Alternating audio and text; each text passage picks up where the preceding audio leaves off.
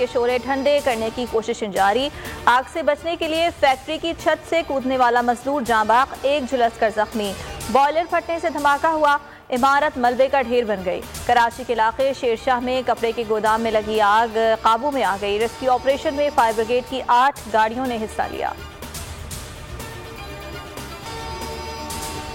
IMF की तमाम शराइत पूरी कर दी, मुज़ाकरात मुस्बत समत में चल रहे हैं। IMF की डील सबके सामने आएगी, ऐसी डील नहीं करेंगे जिससे मईशत को नुकसान पहुंचे। गवर्नर स्टेट बैंक रजा बाकर की मैनचेस्टर में न्यूज़ कॉन्फ्रेंस, कहा रुपए की कदर गिरने से ओवरसीज पाकिस्तानियों को फ़ायदा पहुंचा। मुल्की मसनूई महंगाई पर काबू जल्द पा लेंगे, पाकिस्तान जल्द ग्रे लिस्ट से निकल जाएगा।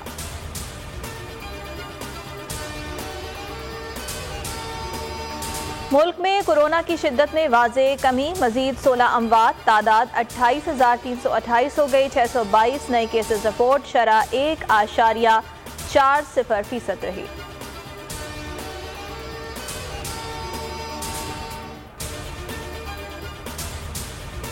डेंगू के वार जारी, सिंध में 60 केसेस रिपोर्ट। कातिल मच्छर से हैदराबाद में 1 जांबाग। सवाबी में भी डेंगू का मरीज चल बसा। KP में इंतकाल करने वालों की तादाद 6। इस्लामाबाद में मुतासरा मरीजों की तादाद 2400 हो गई।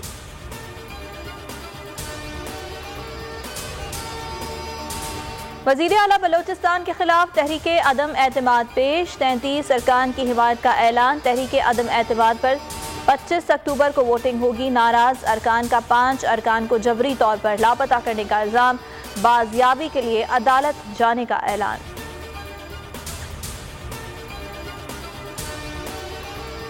ऐवान में शिकस्त कबूल है मगर इस्तीफा नहीं दूंगा, जाम कमाल रट गए। सना बलोच का चैलेंज भी कबूल कर लिया, कहा अगर 2% वोट ना ले सका तो सियासत छोड़ दूंगा, अगर हम जीत गए तो आप सियासत छोड़ दें। अरकान लापता किए जाने का इल्जाम अफसोसनाक करार दे दिया। हुकूमत अवाम को रिलीफ देने के लिए मुतहर्रिक, टारगेटेड सब्सिडी देने का प्लान। वजीर आजम की मंसूबे पर काम जल्द मुकम्मल करने की हिदायत, कहा हुकूमत महंगाई के असरात में कमी के लिए पुरअज़्म है। सिंध में आटे की बढ़ती कीमत पर तशवीश का इजहार।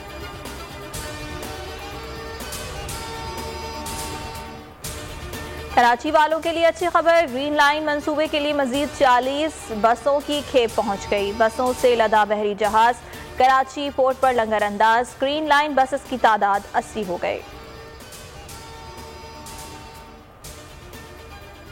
और T20 वर्ल्ड कप के दिलचस्प मैचेस, आज 2 मुकाबले होंगे। पहले मैच में बांग्लादेश और पापुआ न्यू गिनी मैदान में उतरेंगे। दूसरा मार्का स्कॉटलैंड और ओमान के दरमियान होगा।